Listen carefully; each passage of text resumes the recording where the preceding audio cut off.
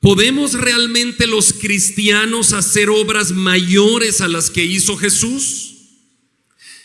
¿Puede un cristiano hacer milagros y realizar hazañas más grandes de las que Cristo Jesús hizo cuando estuvo aquí en la tierra? ¿Podemos acaso los creyentes resucitar muertos? ¿Podemos acaso los creyentes, después de experimentar nuestra propia muerte, volver a resucitar a sí mismos? ¿Podemos los creyentes ir a los hospitales y sanar indiscriminadamente a los enfermos que se encuentran recluidos ahí? ¿Podemos acaso aparecer de la nada alimento para 5,000 personas? ¿Podemos caminar sobre las aguas, caminar sobre un lago, sobre el mar o sobre un río? ¿Podemos los cristianos hacer obras mayores a las que Jesucristo hizo? ¿A qué se refería Jesús cuando dijo que los que creyesen en Él, obras mayores que Él harían? Muchas personas, ya sea dentro o fuera del ámbito cristiano, a menudo buscan imitar las obras de Jesús, pero olvidan que la capacidad de realizar tales obras no viene de la habilidad humana, sino de Dios. Una de las razones principales por las que esto sucede es porque vivimos en una cultura que valora mucho en la autosuficiencia y el poder hacer por cuenta humana. Muchas veces la idea de hacer cosas grandes o milagrosas se asocia a la destreza humana. Y hay seres humanos que dicen: es que Él tiene la unción de sanidad, es que Él tiene la unción de esto, del otro, y se centran más en la unción que tiene supuesta persona a el poder que tiene Cristo. De esa cuenta muchos tratan de forzar los milagros para que todos vean y crean que son personas que realmente están a la altura de un cristiano verdadero. Tenemos que ir a las Escrituras para darnos cuenta y entender cómo es que se interpretan estos pasajes difíciles. No podemos encajar la realidad espiritual a una realidad humana. No podemos volver humano un pasaje bíblico cuando hay que entenderlo espiritualmente. El pasaje de hoy es uno de los más difíciles de explicar en las Sagradas Escrituras. Apenas 3 versículos, pero muy difíciles de explicar. Jesús nos habla de un poder que no proviene de nosotros, sino que proviene del Padre a través del Espíritu Santo. Él promete que los creyentes, al pedir en su nombre, recibirán poder para hacer cosas grandes, y por medio de ese poder harán obras mayores a las que Él hizo. ¿Cómo entender eso? Muchos intentan hacer obras como las que Jesús hizo, y en su intento de hacerlas empiezan a actuar y a forzar milagros. Y el actuar o forzar un milagro es muy peligroso, porque es un fuego extraño que puede descender en cualquier momento, como el fuego extraño que descendió sobre el altar con los hijos de Aarón. ¿Se recuerdan? Era un fuego extraño en el altar. No era un fuego santo, porque querían imitar las obras del Señor. Nosotros, hermanos, no somos los que generamos los milagros. Nosotros no somos los que tenemos poder. Nosotros no tenemos poder de nada. Si tú tuvieras poder de algo, ya no estarías como estás.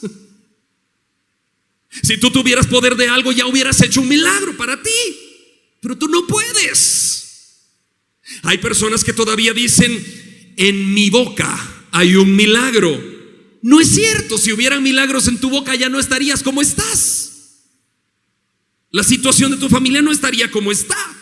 En tu boca no hay milagros. Los milagros están en Dios. Él es el hacedor de milagros, y Él hace los milagros cuando Él quiere y con los que Él quiere, no en ti. Esta es la prédica número 55 de la serie del Evangelio de Juan que estamos estudiando en la Iglesia Bíblica de Guatemala. Y nos corresponde leer el pasaje que fue anunciado, Juan 14, 12 al 14. Leamos. De cierto os digo, el que en mí cree, las obras que yo hago, Él las hará también, y aún mayores hará, porque yo voy al Padre. Y todo lo que pidieres al Padre en mi nombre, lo haré, para que el Padre sea glorificado en el Hijo. Si algo pidieres en mi nombre, yo lo haré. Es un pasaje difícil, por lo tanto, oremos para que Dios nos ilumine. Padre bendito, estamos frente a las Escrituras y estamos orando, acercándonos a ti, porque estos 3 versículos de cierto son extremadamente difíciles. Ayúdanos a comprender qué quieres decir tú y a no ser nosotros hablando, sino tú hablándonos a nosotros. Perdónanos, Señor, y que nuestro entendimiento no sea un entender humano, sino un entender espiritual a través de estas líneas, de estos 3 versículos de la palabra. En el nombre de Jesús, amén. Para comprender, hermanos, este pasaje, el Señor Jesucristo hace una declaración asombrosa en Juan 14:12. Vean la declaración, vamos a leer. De cierto os digo, fíjense, el que en mí cree, las obras que yo hago, él las hará también. Y escuchen esto, qué asombroso. Y aún mayores hará, porque yo voy al Padre. Dejemos de leer. ¿Qué significa eso? ¿Qué obras había hecho Cristo? Ya las vamos a enlistar. Pero para comprender un pasaje de las Escrituras tenemos que ir al contexto del pasaje. No solo al contexto literario, lo que dice la letra de la Biblia, sino al contexto histórico, al contexto político, al contexto social de la época en que fue escrito un pasaje. Porque tenemos que realizar la exégesis adecuada con la hermenéutica adecuada para que podamos determinar qué está diciendo el Señor en ese pasaje. De lo contrario, fracasamos. No podemos hacer doctrina de un texto, no. Eso sería errar la interpretación bíblica. Así que vamos al contexto un poquito en nuestra mente. Lo que hemos estado predicando aquí en la Iglesia Bíblica de Guatemala, Juan. El contexto de este pasaje es que Jesús está saliendo del aposento alto. ¿Se recuerdan? Estaba la cena del Señor, la última cena celebrándose. El Señor dice: uno de ustedes me va a entregar. Judas es el que se identifica como que lo va a entregar. Judas sale de la cena, va a buscar a los principales líderes judíos para vender a Jesucristo. Y luego que sale Judas, Cristo dice: ahora es glorificado mi Padre y ahora yo también voy a ser glorificado. En ese contexto, Tomás no cree en que Jesús es la representación del Padre. Y Tomás le dice: muéstranos el Padre, nos basta. Jesús le dice: tanto tiempo hace que estoy con ustedes y no me has conocido, Felipe. El que me ha visto a mí ha visto al Padre. Porque lo que yo hago no lo hago por mi cuenta, sino el Padre que mora en mí, Él hace las obras. Es el contexto que estamos viviendo.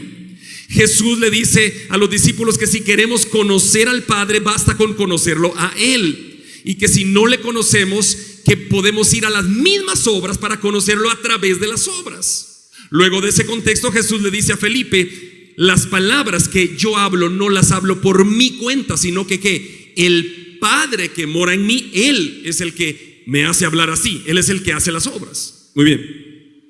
Ahora, si nos damos cuenta del contexto del pasaje, sabremos que el Padre es el que ha obrado las obras que Jesús ha hecho. ¿Ok? Si nos damos cuenta, el contexto del pasaje es que Cristo ha sanado a los enfermos por el poder del Padre que mora en Él. ¿Se dan cuenta? Es el contexto. Cristo dice: yo no hago nada por mi cuenta. Es el Padre que mora en mí, que hace las obras. ¿Qué había hecho Cristo? Cristo había abierto los ojos de los ciegos. Cristo había devuelto la capacidad de caminar a los paralíticos. Cristo le había dado de comer a multitudes, 5,000 personas, sin contar mujeres y niños un día, 4,000 el otro día. ¡Wow!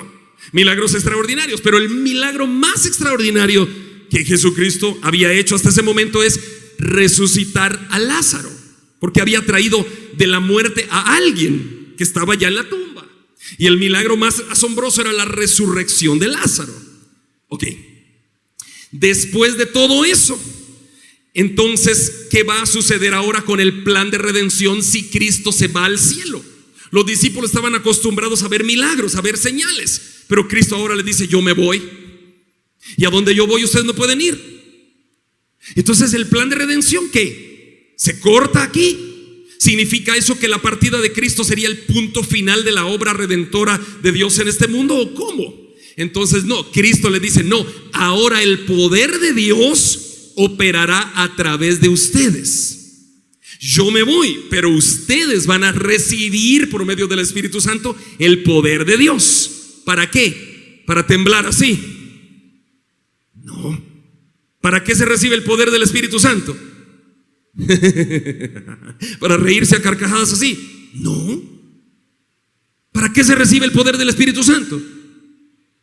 ¿Para hablar un lenguaje que no se entiende? No. ¿Para qué? Pero recibiréis poder cuando venga sobre vosotros el Espíritu Santo.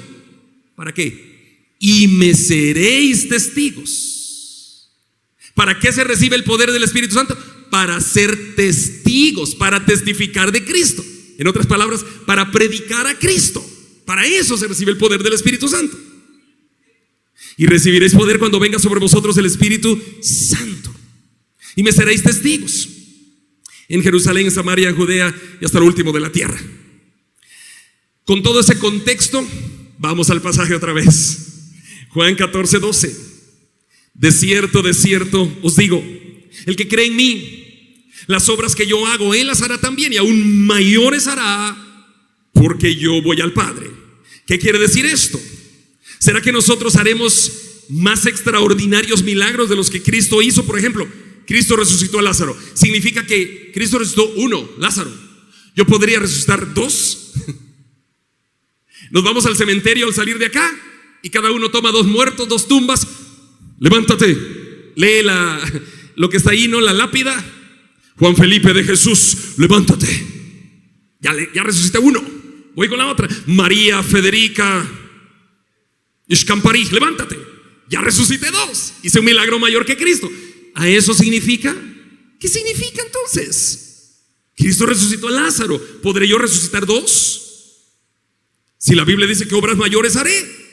Pensemos por un momento. Cristo resucitó a Lázaro físicamente. Y Lázaro resucita, pero Lázaro se volvió a morir. Lázaro no está vivo, ¿verdad? Se murió otra vez. Pensemos por un momento, ¿qué es mayor?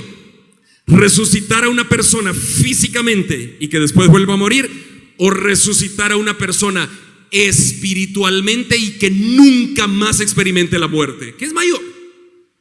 Mayor lo espiritual. Lo físico, el otro resucita y se va a volver a morir. Sea hoy o sea de 20 años, tú nunca estás listo para morirte. Tú siempre vas a querer extenderla un poquito más la vida. Ya tienes 93, pero todavía quieres un poquito más. Tienes 104 y todavía quieres más. Pero ¿qué es mejor? Alguien que ya nunca más muera. ¿Cómo se logra eso?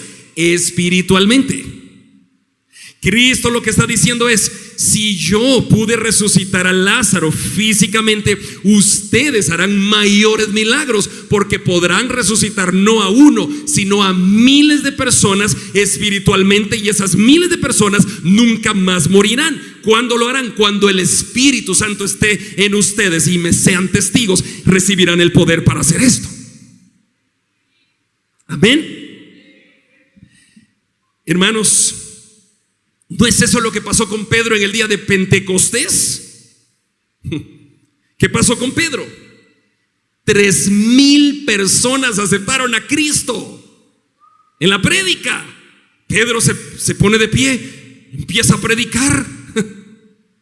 Y cuando invita a la gente a aceptar a Jesús, 3,000. ¡Wow! Pedro resucitó 3,000 muertos espirituales por medio del poder de Dios que estaba en Pedro, y los llevó a la vida eterna.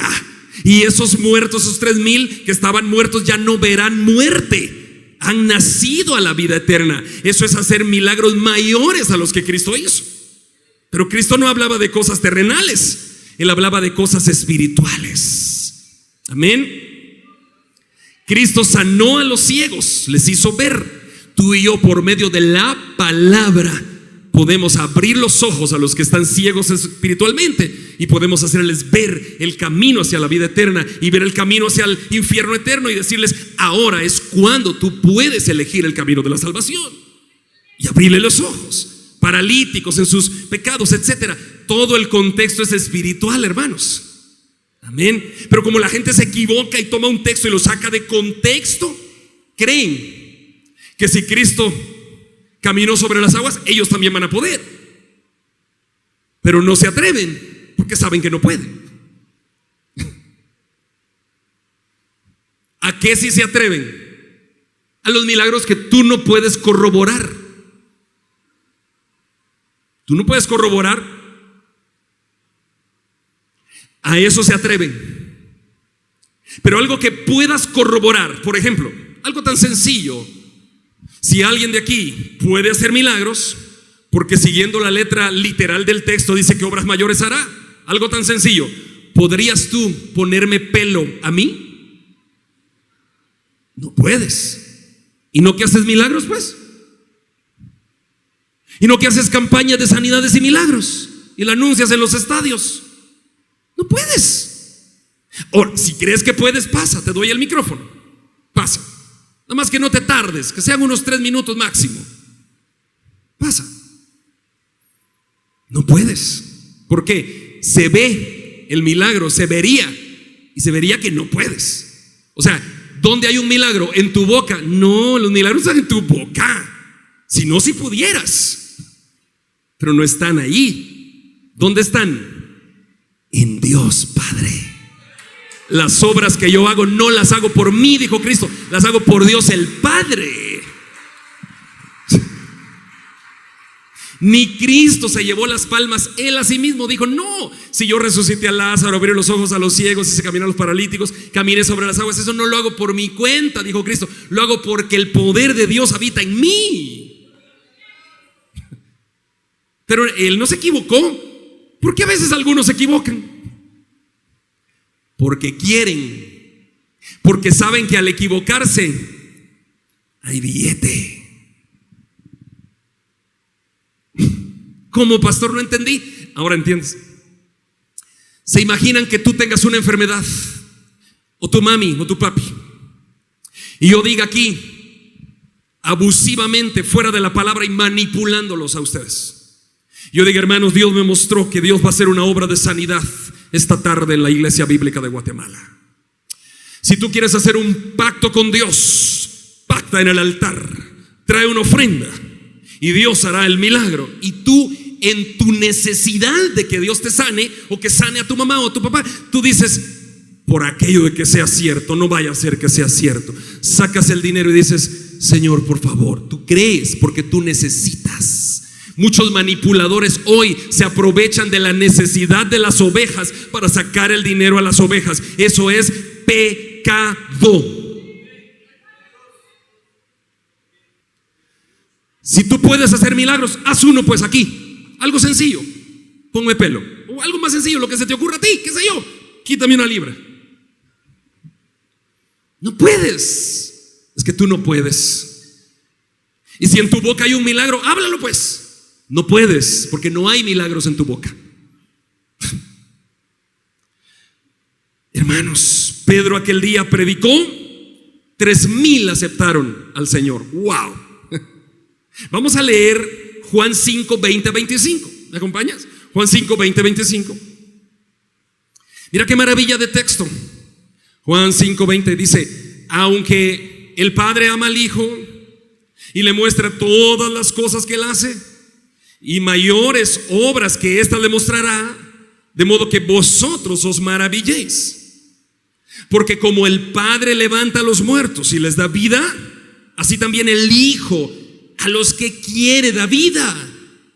¿De qué está hablando? Espiritual. 22. Porque el Padre a nadie juzga, sino que todo el juicio dio al Hijo, para que todos honren al Hijo como honran al Padre. El que no honra al Hijo no honra al Padre que le envió. 24. De cierto os digo, el que oye mi palabra, escuchen, y cree a quién, a Dios, y cree al que me envió, tiene vida eterna y no vendrá condenación, mas ha pasado de muerte a vida. 25. De cierto os digo, viene la hora, y ahora es cuando ¿qué? cuando los muertos espirituales, está hablando espirituales, cuando los muertos oirán la voz del Hijo de Dios, y los que la oyeren, ¿qué? Vivirán. De eso se tratan los milagros. Amén. ¿Cuántos estaban muertos espiritualmente acá? Amén. ¿Y cuántos ya tenemos vida? Amén. Tenemos vida eterna. No veremos el castigo eterno. Veremos a Cristo. Vamos a regresar al pasaje. Juan 14 y ahora 13 y 14. Otros dos textos difíciles de explicar. Pero igual estudiémoslos y así vamos. Juan 14, 13. Y todo lo que pidieres al Padre en mi nombre lo haré, para que el Padre sea glorificado en el Hijo. Si algo pidieres en mi nombre, yo lo haré. ¿Qué es eso? Pastor, la Biblia me está mintiendo porque yo he pedido algo y no se cumple. Y ahí dice, es que tú estás viendo un texto. Tienes que ir al contexto general para saber qué está diciendo el Señor.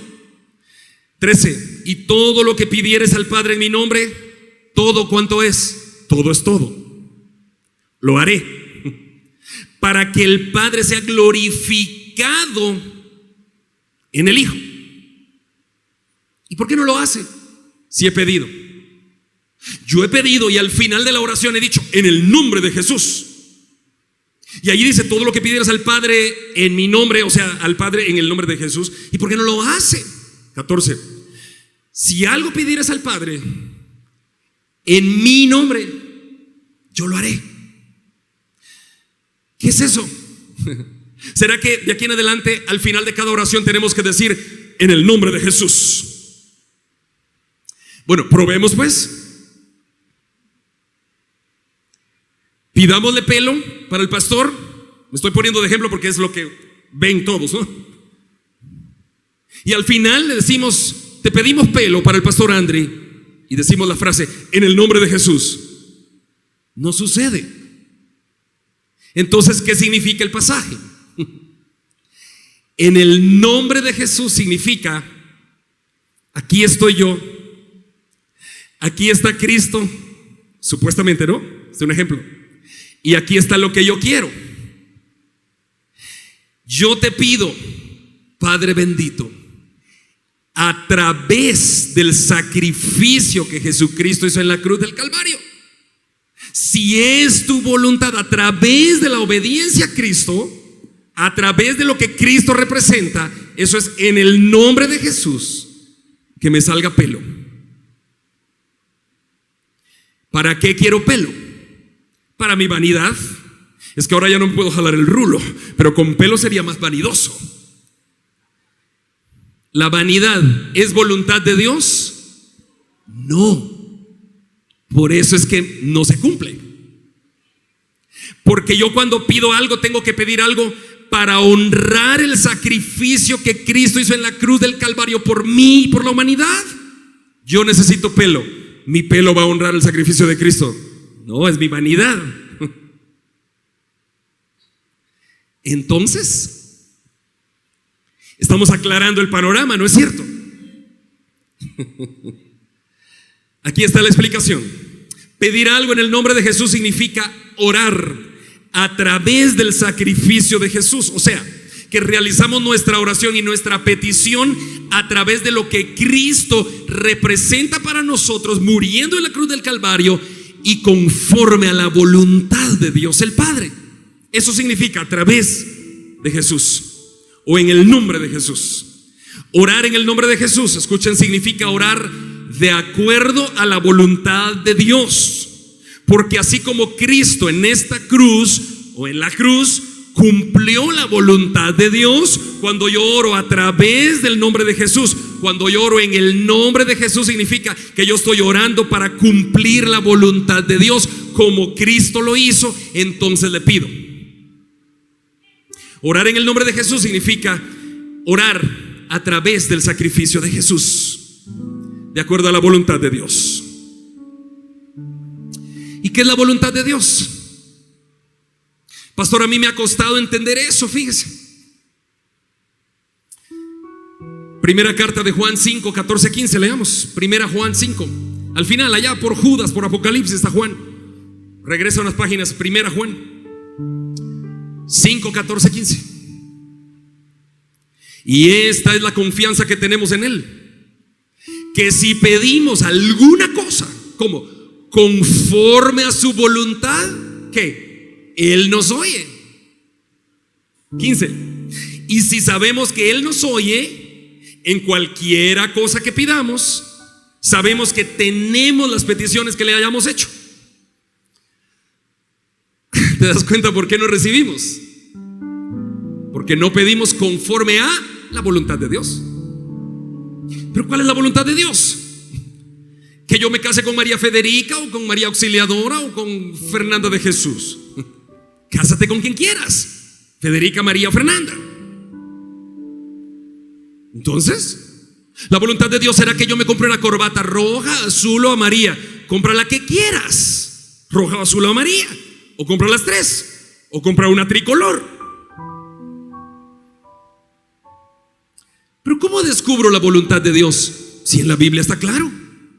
La voluntad de Dios es, examen de primer grado de teología, la voluntad de Dios es buena, agradable y perfecta. ¿Qué más? Ya vimos. La voluntad de Dios es buena, agradable y perfecta. ¿Qué más? La voluntad de Dios es nuestra santificación. La Biblia es clara. La voluntad de Dios es nuestra santificación. O sea, Dios quiere que vivamos en santidad. La voluntad de Dios es buena, agradable y perfecta. ¿Okay? Si yo vivo en santidad, apartado del pecado, vivo para Cristo, en obediencia a la palabra, me compre la roja o me compre la amarilla, estoy bien. Dios no está en la roja y en la amarilla. Dios está en mi obediencia a la palabra. La voluntad de Dios es mi santificación. Si yo vivo en santidad, que me case con la María Fernanda, con la María Federica o la María Auxiliadora, no importa. Si yo vivo en santidad, no voy a elegir a alguien que esté en el mundo, porque la santidad de mi corazón me va a impedir pecar. Si yo vivo en santidad, que haga lo que quiera, porque vivo agradando a Dios. La voluntad de Dios, tú la decides en cosas triviales de la vida, pero Dios la decide en cosas puntuales. La voluntad de Dios es nuestra santificación. La voluntad de Dios es buena, agradable y perfecta. Así que si tú vives en santidad, vas a hacer las cosas buenas, agradables y perfectas, siempre. No puede alguien vivir en santidad y acostarse con la mujer del vecino. No puede, entonces no está en santidad. Ahí es cuando te cuesta elegir la voluntad de Dios. Pero si estás en santidad, no te cuesta. ¿Cómo te va a costar? Me compro el Galaxy, compro el iPhone. Compra el que te alcance, hijo. Ya, el que te alcance. No me alcanza para este y el otro. Entonces, me extraña, compra el otro, pues el más barato. Dios no está en esas cosas. Dios está en tu obediencia, en tu santidad. ¿Pueden decir amén? Aleluya. Es que miro que me están viendo así raros.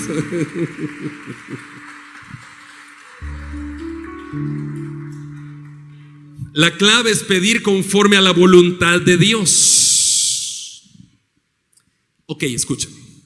Ahora vamos a entender todo el pasaje de Juan 14. Escuchen. La voluntad de Dios, ¿cuál es? ¿Cuál fue en Cristo? Porque el pasaje decía: si pidieres algo en mi nombre, yo lo haré. Y todo lo que pidieras al Padre en mi nombre, lo haré. Ok. ¿Cristo cumplió la voluntad de Dios o no? Sí. La noche antes de ir a la cruz, oró y le dijo: Señor, ¿será posible que pase de mí esta copa sin que yo la beba? ¿Qué quería decir Jesús? ¿Será posible salvar a la humanidad sin que yo vaya a la cruz? Pero ¿cómo terminó la oración? Pero no hagas mi voluntad, sino la tuya. ¿Y Dios qué hizo? Guardó silencio. Cristo fue a la cruz. Cristo le dijo: ¿será posible no ir? Fíjate, ¿será posible que pase de mí esta copa sin que yo la beba? Y Dios no le contestó. Cristo terminó, pero no hagas mi voluntad sino la tuya. ¿Y la voluntad de Dios cuál fue? Que Jesucristo fuera a la cruz. Ok. Ahora, si tú pides algo en el nombre de Jesús, ¿qué significa? Pedir algo de acuerdo a la voluntad de Dios. ¿Listo? Do you understand me? ¿Me comprendiste ahora? Amén. ¿Verdad que no es difícil comprender las escrituras? Es difícil cuando no queremos. Y entonces nos ocurre, ¿verdad? Hagamos una campaña de sanidad y milagros. Y pongamos una manta ahí, campaña de sanidad y milagros, hermano. Yo como predicador bíblico no puedo ofrecer una campaña de sanidad y milagros. Yo no sé si Dios quiere hacer milagros con la gente que llegue a la campaña. Yo no lo sé. Cristo le pidió algo y Dios no lo hizo. Pablo le pidió algo. ¿Será posible que quites de mí este aguijón? 3 veces le pidió y Dios no lo hizo. Yo no puedo ofrecer una campaña de sanidad y milagros en el estadio del pueblo. Yo no sé si Dios quiere hacer milagros. Y si no los quiere hacer y llevo 2 noches de campaña y solo me falta una, me tendré que inventar milagros. Es que si no puedo quedar mal, si la manta dice sanidad y milagros y no ha pasado ni un milagro, me lo invento ahora. Tú no puedes ofrecer milagros, ni sanidades, ni prosperidades. Tú puedes ofrecer gran campaña de evangelismo. Trae a las personas que no conocen a Cristo y aquí lo conocerán. Eso puedes ofrecer, evangelismo, predicar a Cristo, ganar almas. Si Él quiere hacer milagros, si no, no. Yo no puedo ofrecer eso. Eso no es bíblico. Como no pasó nada. Ay, cayó polvo de oro. Ay, 3 dientes. Si para mí es fácil ahorita, en un auditorio tan grande como este, todas las sillas casi llenas, yo puedo decir, hermanos, si alguien tiene, Dios me muestra, si alguien tiene migraña, ahora va a sanar.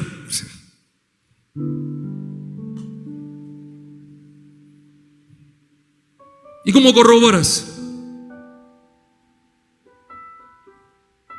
Hermanos, hay que ser serios para predicar la Biblia.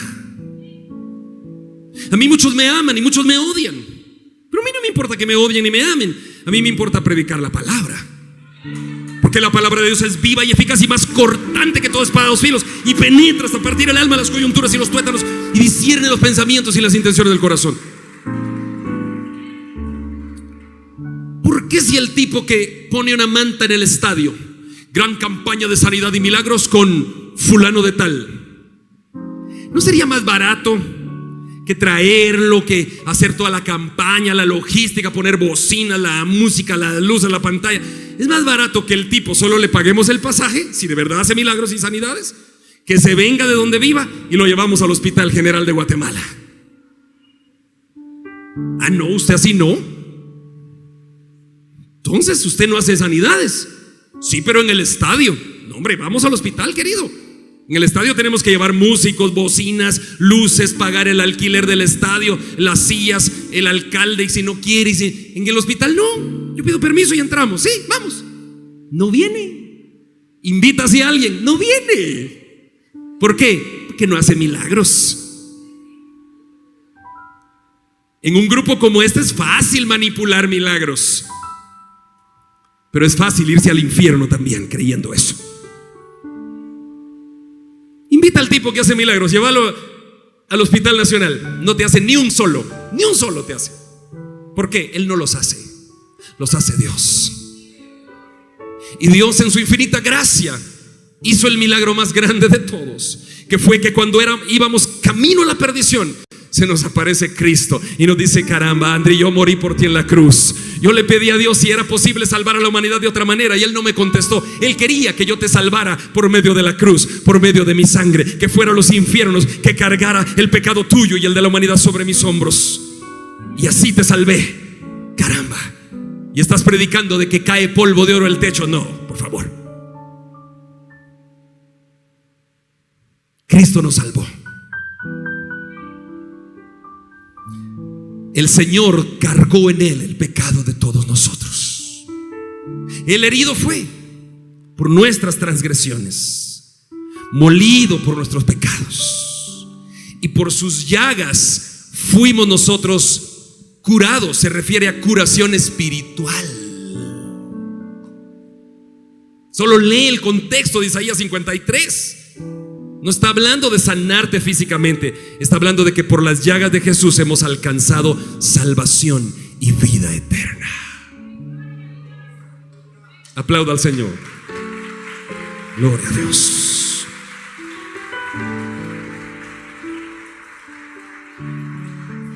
Termino leyendo textualmente esto que escribí. ¿Cómo puedo comprender este pasaje?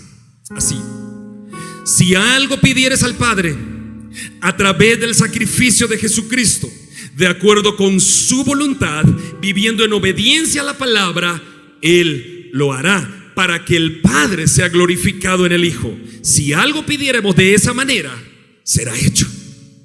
¿Cómo más lo puedo explicar? Escribí otra explicación. Cuando llegues al Señor en oración, pregúntate: ¿esto que voy a pedir honra el sacrificio que Jesús hizo en la cruz?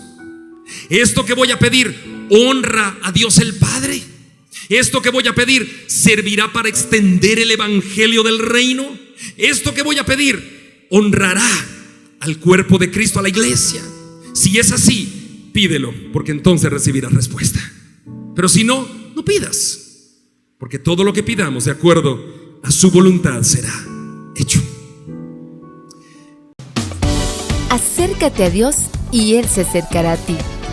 Te invitamos a conectarte con la palabra de Dios todos los días, a través de este canal, en esta red social. Si vives en Guatemala, te esperamos en nuestras reuniones semanales. Iglesia Bíblica de Guatemala. Predicamos la verdad de las Escrituras.